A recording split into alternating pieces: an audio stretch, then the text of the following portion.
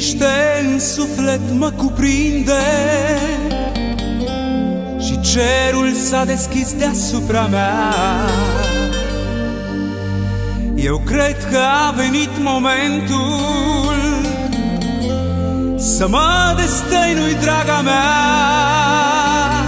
să spun ce nu ți-am spus vreodată, chiar dacă poate tu știai. Ești cea mai minunată fată, în viața mea ai coborât din rai. Cât de frumoasă pot să fii, iubito, ridică-ți voalul să te pot vedea. Să ne așezăm aici la țărmul mării, noaptea asta sfântă ești a mea și a mea vei fi pe veci de acum încolo, și-al tău voi fi mereu, mireasa mea. Cu tine vreau să plec departe, în altă lume dacă aș putea.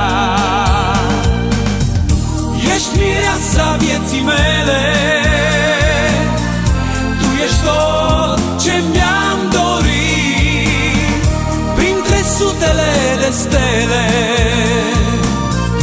În sfârșit eu te-am găsit, te-am visat așa cum ești, în rochie albă de mireasă. Vreau să vin întreaga lume să-mi vadă inimii aleasă.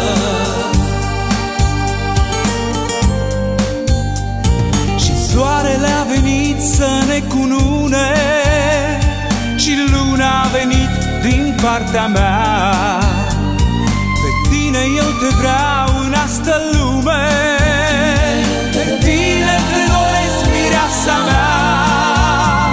Destinul ne-a unit pe veșnicie și spun acum că sincer te iubesc.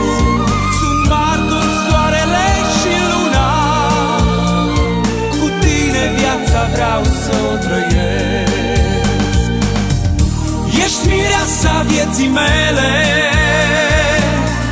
tu ești tot ce mi-am dorit, printre sutele de stele. În sfârșit eu te-am găsit, te-am visat așa cum ești, în rochie albă de mireasă. Vreau să vin întreaga lume să-mi vadă inimii aleasă. Ești mireasa vieții mele, tu ești tot ce mi-am dorit, printre sutele de stele.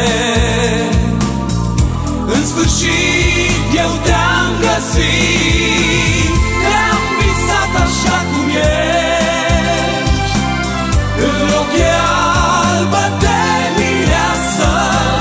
Vreau să vin întreaga lume să-mi vadă inimii aleasă. Ești mireasa vieții mele,